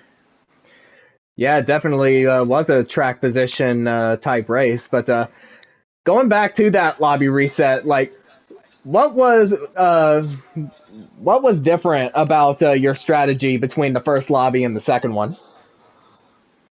Well, I mean, in the first one, like I said, I had the damage, and I was just trying to minimize my impact. Try not to lose too much time to Michael because he already had 2 seconds up on me and gaining little by little. But I wish that lobby hadn't have went laggy like it did because I think I could have made some. Nonetheless, we had to restart it because the lobby went to shit. So everybody else, I think they said it was plowing. For me, I don't know. It just seemed like it was normal. Like it was like I didn't break loose or nothing. So I don't know. Maybe it helped me. Maybe I was taught and didn't know it. So maybe it helped me. Hell, who the hell knows? Maybe 704 decided to shine on me for once, right? Yeah, I guess so. And you've won your third race of the season. You have won 3 out of the last 4. But of course, for you, that's just a normal Sunday, winning 3 out of the first 4 races to start the season. But I bet that's got to feel pretty good for your championship chances this early in the season. We'll see. We're only 4 races into a 36 race season. It's not like everybody's gonna show their shit right off the bat. People are gonna figure it out, put more time into it toward the end, especially the final 4. So I don't know. We'll see. I mean, I like my chances on making the final 4 unless something just off the wall happens. But yeah, I mean, I'm all about winning races this year because I feel like I gave a lot of them up last year due to mistakes on my end and fuel mileage and shit like that. So, and I know Mike's probably gonna think that means I'm gonna move him and shit. That's just I didn't move him. I just got to run under on him, and then we just kind of rubbed on straight away. So I'll have to go talk to him about that and make sure he's not too pissed off because I know he is. But yeah, just a good race considering it wasn't a caution fest like we thought it was gonna be.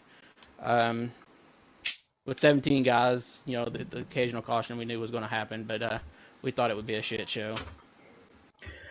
So, NASCAR man, you have anything for our race winner? Well, I just have one question, and the question being, as soon as you took the lead from for Mike. How were you able to keep the pressure down and to stay focused on the task at hand and keep that gap you had? Just on fresh tires, I just ran hard. Hard enough not to get loose off the corners because me and Mike kind of evened up on the long run, and I just didn't want to make sure that if he was better on the long run, that he had to catch me from behind. Like he had to make up time to get to me. So I was expecting that to happen. I think that some of the adjustments I made for the last run kind of helped me gain more on him just a little bit for that short run that we had. So, yeah, I started running that race after the last caution. I ran it like qualifying laps. I was running sixes or first 4 or 5 laps and shit. So, I actually ran a faster I think lap time I didn't qualify. So. Like I said, it was a good race. It's just a track position game. Like, if Mike had been able to stay in the front, I probably would have finished second. Just because unless you absolutely nail somebody out of the way, you can't pass here. And if you do that, you're giving both of you damage. So you're just fucking 2 people. So I mean, it is what it is, I guess. Well, another dominant start to the season, and Tegan, thanks for joining us, and we will see you next week. Thanks for broadcasting, guys. I know we keep having to find you a partner every week, so maybe we'll get somebody kind of permanent. No problem for me. Thanks, guys. All right, so now we will go ahead and bring in the second place finisher of Michael Whitman, and I guarantee you he's probably, disappointed about that result, especially since, he was leading for the entirety of that early stint. He's probably not going to be too happy about losing, but it's... Yeah, and there he is. Michael Whitman, like, you had the dominant car in the first stage of the race, but after the lobby reset, you kind of had to settle for second. Take us through it. Yeah, I was up, 2.5 seconds and gaining on all of the guys. I think it was Tegan in second at that point. Bradley was up there too. So that was, I felt like I was in control. I had my strategy planned out, kind of where it was going to go. And then, we have the reset, which of course brings everybody right back into it. And people can change sliders if they didn't like what they had. And we let everybody put their adjustments back in, which that's fair. I mean, we were mid-race, so it was kind of like the equivalent to a restart. So, it kind of gave everybody a clean slate, which was pretty unfortunate for me.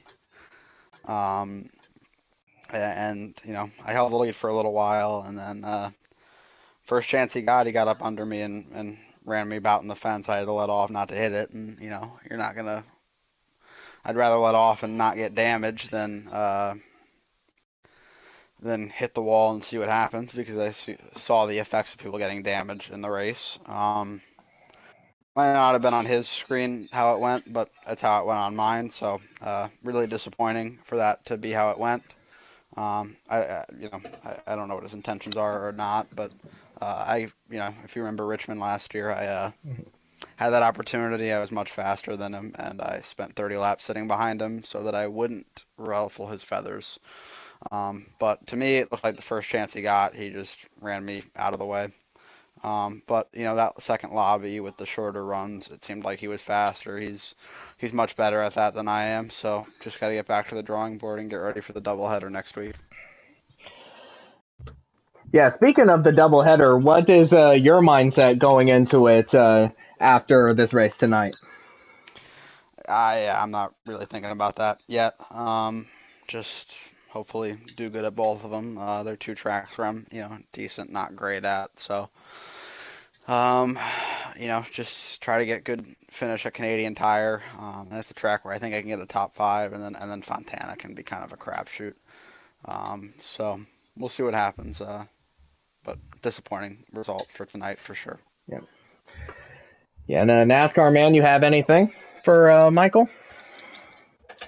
I'm gonna be honest with you, Mike. I felt terrible for you after you lost the lead because I thought you. I was really thinking you was gonna take that win, but it seemed like as soon as the 4 got around you, it seemed that you just couldn't get back to him in time. Did you feel like that the air was like keeping you guys, like the gap between the two of you was keeping you guys apart, or did you just feel like your cars were just too equal to make much of a difference? No, I mean it's really on me. Like, the first lobby, there was a definite difference in handling. I noticed. I could tell immediately there was a little bit more turn, a little bit looser, which just wasn't as uh, compatible with my driving style. I felt really good in that lobby. I know they had damage, but that wasn't my fault. I was pulling away, and I felt really good about where I was. But there's nothing, nothing I could do. The lobby lagged, and I'm not gonna tell them to call the race right there. Of course, that would have been nice, but um, yeah, it's just the lobby reset. It gave, a three-time champ another chance, and when he's got that, he's gonna be pretty hard to beat, especially when he's, giving you a little bit of his side. It's just something about the 4 and the 9 at Bristol, I guess. Yeah, it wasn't the result you wanted, but second place is still a pretty good result nonetheless. Michael Whitman, thank you for joining us, and we'll see you next week for the doubleheader. Yep, thanks, guys. All right, we will now go ahead and get our third place finisher, Bradley Domer Jr. If we can, because I know that he does have work early in the mornings. I mean, I do too, but we're gonna try to get him in here nonetheless.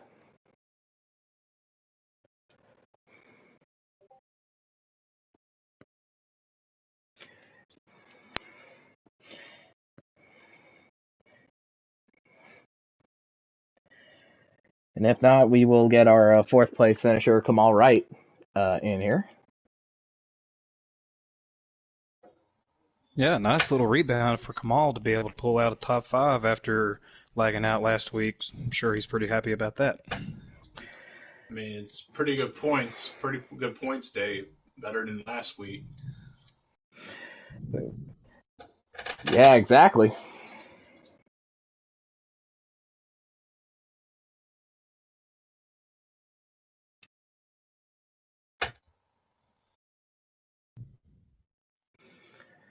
We will give him my mentality when it comes to running races is like try to get the best finish as you can and try to get those points. Yeah, I agree with that. And we'll give him a Bradley another a little bit to get him in here. Yeah, like I said, he does, have to get up early for work. So, and if he doesn't, then yeah, that is absolutely understandable.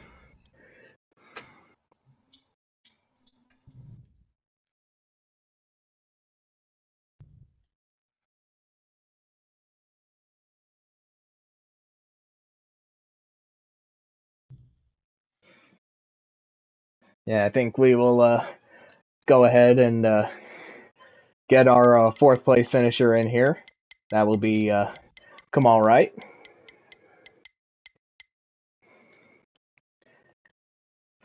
Let me go ahead and find him. Oh, that fast.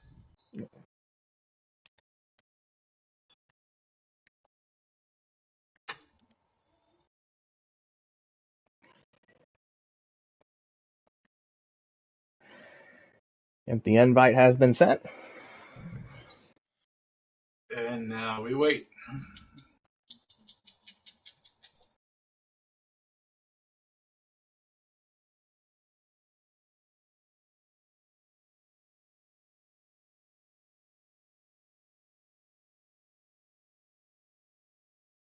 And a very strong result for him after what happened last week at Kentucky. And I bet I'm pretty sure that he wanted a little bit more, but I'm sure he's glad with a fourth place finish.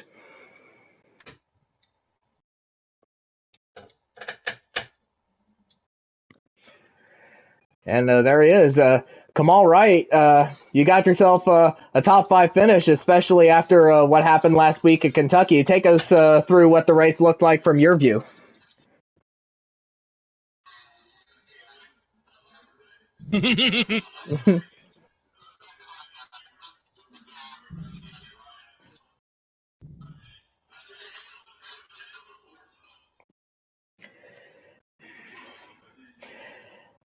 Yeah, did you think that your top 5 result was a bit of a redemption from what happened last week at Kentucky?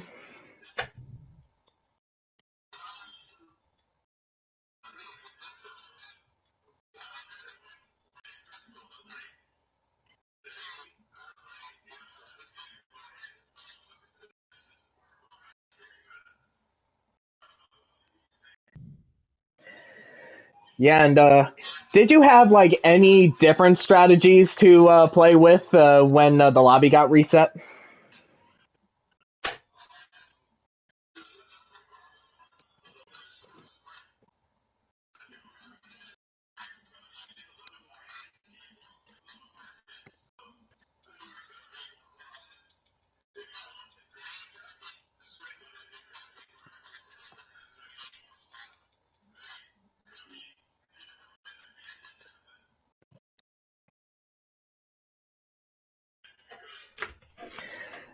And NASCAR man, you have anything for Kamal? Oh, besides the obvious chaos that was on the racetrack, how was you able to avoid, or at least try to avoid most of the chaos that was being caused on track?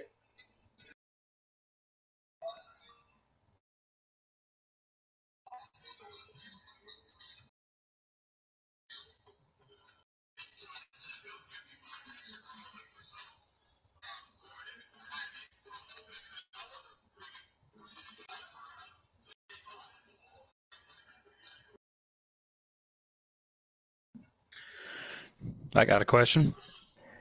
All right, go ahead. How are you looking forward to racing at Canadian and Auto Club next week?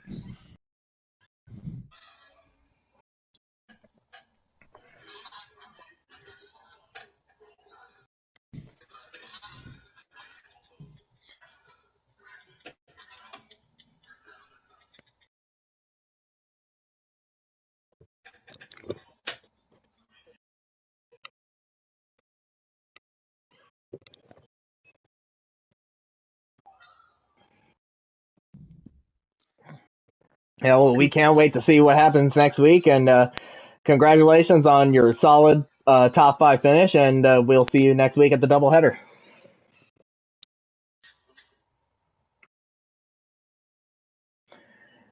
See you, Bad Fast. And now our last driver to interview tonight will be the 24 of James Iconelli, who got his first career top 5 in tonight's race, finishing 5th. Yeah, strong run for the 2014.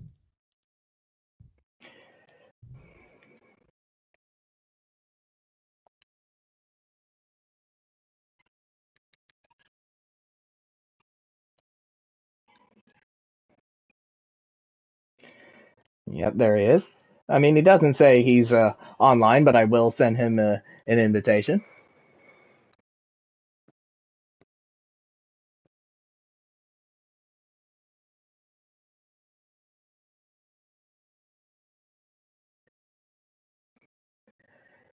But yeah, very solid run for him in his 4th full-time start, getting himself his first career top 5 finish.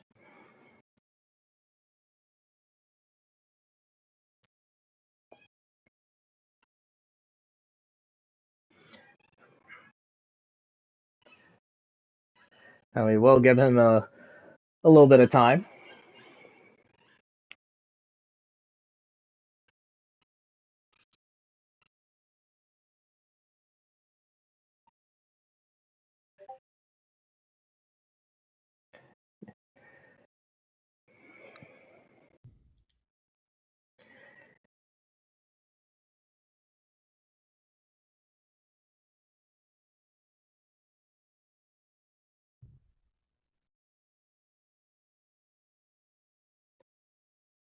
And it looks like he's probably offline. But of course, you never know. The did send him an invitation anyway. But I think, Oh, I got a message from James in the chat. I don't know if you invited me or not yet, but I don't have one. And yeah, we actually did invite you. We actually did invite you, James. So I don't know why you're not getting the notification. Yeah, it must be some sort of problem, probably some connection problems or something. I don't know. Yeah, maybe. I'll go ahead and send him another one.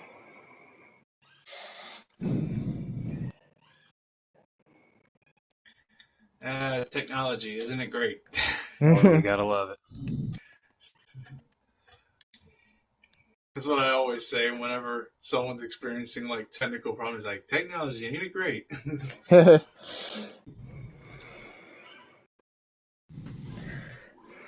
Yeah, definitely agree with you there.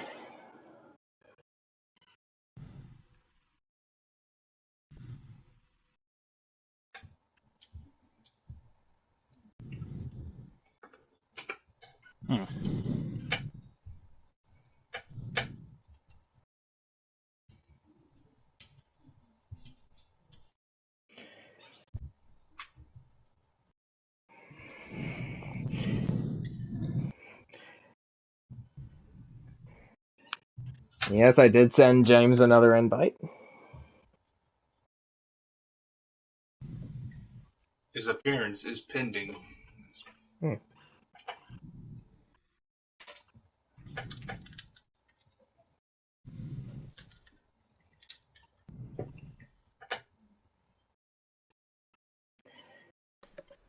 And Kevron, yeah, he still doesn't have one. Kevron, did you have him on your friends list? See if you can try and invite him in here. Yep, I'm about to get him right here. See if I can. Because I think that may be it. Because I don't have him on my friends list.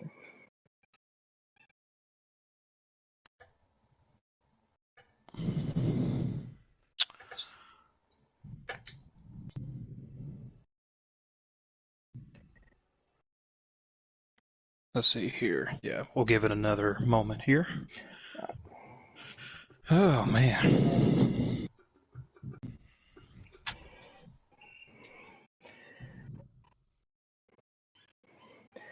There we are. Yeah, and there he is. James Iaconelli, your fourth full-time start, and you got yourself your first top 5 finish. How does that feel? It feels nice to get a top 5 finally after my first 3 races. Yeah, of course, you were kind of hanging out towards the back and kind of involved in that kind of crazy chaos and that second part of the race after the lobby reset. Like, did you feel like any pressure trying to get through that mess at all? If you're referring to this race, I was not in the bag. I stayed pretty much around the top 10. The lowest I went to was 11th, but I stayed in the first bag. But in all reality, I still had to claw my way up to 5th. I felt a little bit of pressure for sure on that, at least because it's Bristol. It's very hard to pass. So you just pretty much have to wait for the right time, or you have to move people. It's literally one of those 2 things. And fortunately, I was able to wait for the right time for the most part, and was able to get into 5th. Yeah, especially that battle at the end between you, your teammate Jared Haw, and the 14 Orion Parsons there at the end. Like, how did that feel going up against those veterans of the CFRL? It feels nice because I feel like it kind of shows how fast I can be. Albeit I do need more practice and to knock off more rust, it feels like, but it does feel nice to show that I do have some speed, finally. And NASCAR man, Kevron, you have anything for Mr. Iaconelli here? Well, one curious question was there any idea of what to do during the closing laps where it looked like you, the 88, and the 48 were all close to each other? Was there like some sort of like plan potentially forming where all 3 were going to try to work together to pass the Stewart Haas cars? Not really. We were kind of all separated. They were pretty much in an ally sandwich, pretty much. So there really wasn't much of a plan. I just tried to wait and bide my time to see if someone would mess up. Unfortunately, that ended up being Bradley. Didn't cost him, but yeah, there really wasn't much of a plan there at all. But we were, or at least I was able to get a top 5 out of it. Unfortunately, I cannot say the same for JB, but yeah. Nah, really, it's not a question for me. Just more like, man, pretty cool to see you be able to pull out a top 5 at one of the toughest tracks that you can pull a top 5 out at. Bristol's all about track position, as we all know, and you stayed consistent, kept your nose clean for what I've seen. Hell of a job, man. Yeah, no, thank you. It means a lot coming from you. Hopefully this will be the first of many top 5s from you. Congratulations on that, James, and we'll see you next week for the doubleheader. Thank you guys so much for casting. No problem on that.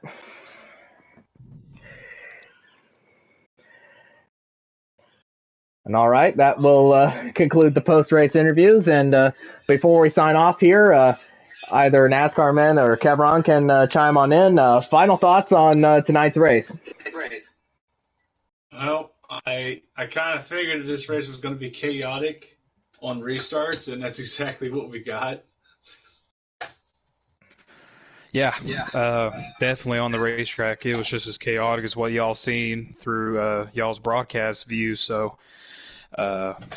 just me personally speaking, me and KLW, we got into a little heated argument, but luckily we were able to talk it over real briefly after the race and make a little bit of amends on what had happened on track. And glad we were able to get that out of the way. Just short track tempers, frustrations, of course, for a lot of guys that were racing in the back like that. Just couldn't find nothing to be able to make any ground up on the leaders all race long. But it was still a fun race. I'm glad y'all got to broadcast tonight and show everybody what kind of a good race we can put on at Bristol. Well, my takeaway is this. Kind of similar to Kentucky last week. Just when you thought something is going to go one way, but instead of cautions, it takes the act of God, or in this case, the incompetence of motorsport games and their inability to keep multiplayer servers up and running to really flip the script. And we've definitely seen chaos here, but that, of course, was chaos of a different kind. And in the end, it was Tegan Jones that took home a pretty dominant win in the second half, especially after Whitman dominated the first half before the lobby reset. And so, and with that, we would like to thank you all for joining us. Next week, we got a special doubleheader for you guys. As race 1, we will be going north of the border for our first road course race of the season at Canadian Tire Motorsports Park. And after that, we will be almost heading south of the border at Auto Club Speedway in Southern California. So a road race and a giant oval race. That should be a pretty fun doubleheader for you guys tonight, wouldn't you say? It's definitely fun. I cannot wait. Yeah, I cannot wait for that either. And I also can't wait for the midweek race on Wednesday night, as we're going to be racing the trucks for the first time this season at Kentucky. And that should be a pretty good one as well. And of course, thank you all for joining us tonight. Don't forget to like the stream, share it with your friends, leave a comment, and we will catch you guys next week for the doubleheader. And until then, have a good night, everybody.